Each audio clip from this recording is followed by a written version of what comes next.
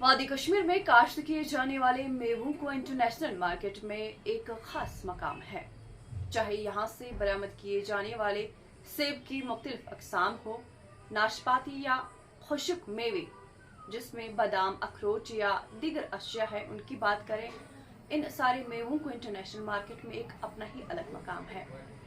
वहीं गांधरबल जिला का एक इलाका जिसका नाम रिपोरा है, ये वो इलाका है जहां से दहाइयों से लोग एक खास किस्म के अंगूरों की काश्त से मुंसलिक है।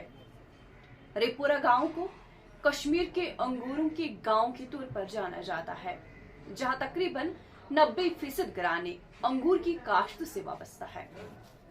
आपको मैं बताती चलूं कि इस गांव में तकरीबन 60 हेक्टेयर अराजी पर अंगूर की काश्त की जाती है, जिससे सैकड़ों लोग अपना रोजगार कमा रहे हैं। इन मशहूर अंगूरों की कटाई का सीजन जुलाई से शुरू होकर मिड सितंबर तक जारी रहता है। तब इस साल सर्द मौसम और मुसलसल बारिशों की बाइस अगस्त से इन अंगूरों की कटाई की गई है, लेकिन काश्तकारों की कुछ मसाइल भी है और इस साल उनको किन किन मुश्किलातों का सामना करना पड़ा है और साथ ही काश्तकारों का क्या मुतालबा है, आइए सुनते हैं। मैं पहले अर्ज़ कर रहा हूँ कि ये जो गाँव है, ये अल्लाह ने हर किसी इलाके को अपनी अपनी खुसूसियत रखी है। जिस तरह से मैं अपनी थोड़ी सी इसमें वजाहत करूँगा, वलीवार चेरी के लिए मशहूर है, कंगन अखरोट के लिए मशहूर है, पाँपर मतलब ज़ाफ़रन के लिए मशहूर है। इसी तरह अपनी अपनी मतलब जगह पर अल्लाह ने हर किसी को नवाजा, लेकिन जो ये रिपोरा है इसको ऐसी नियामत से नवाजा है जिसका जिक्र कुरान में भी है, वो है अंगूर। मतलब हदीसों में आया है कि जन्नत में जो बाग होंगे उनमें अंगूर भी होगा।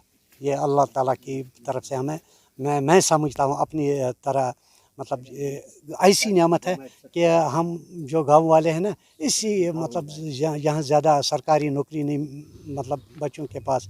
हाँ, आज तक अगर देखेंगे जिन बच्चों ने पढ़ा है तो वो भी कम हो गए हैं, वो भी नहीं मिलती है।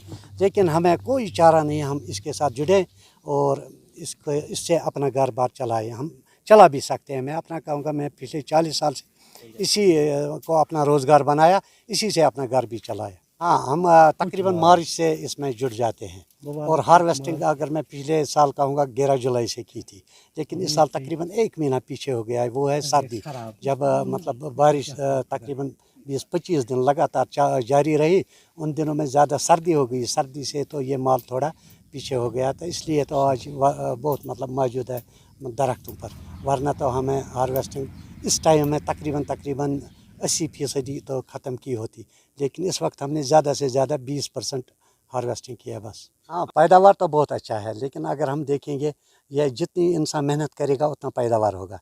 अगर मतलब ये सनत ज़िंदा रखनी है, इस सनत को ज़िंदा रखना है जो हमारे जवानों के लिए, इसको रोज़गार का ज़रिया बनाना है, लेकिन उसमें सबसे पहल जो करनी है वो हार्टिकल्चर को करनी है।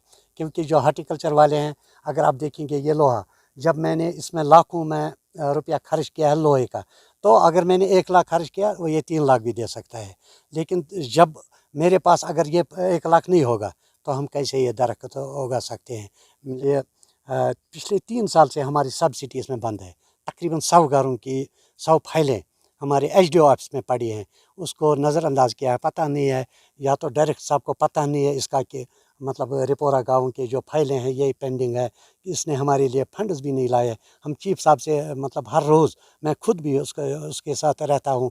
मैं इतना ही नहीं कि मैं फार्मर हूँ, मैं यहाँ मतलब अगर मैं कहूँगा पंचायत बाड़ी का मेंबर भी हूँ, उस हैसियत से भी मैं आपसे कहता हूँ कि आप मेहरबानी करके आप यही बात डायरेक्टर साहब तक पहुँचा, उससे भी इंटरव्यू लेकर उससे ये बात कहें कि ऐसा ज़मींदारों ने कहा है।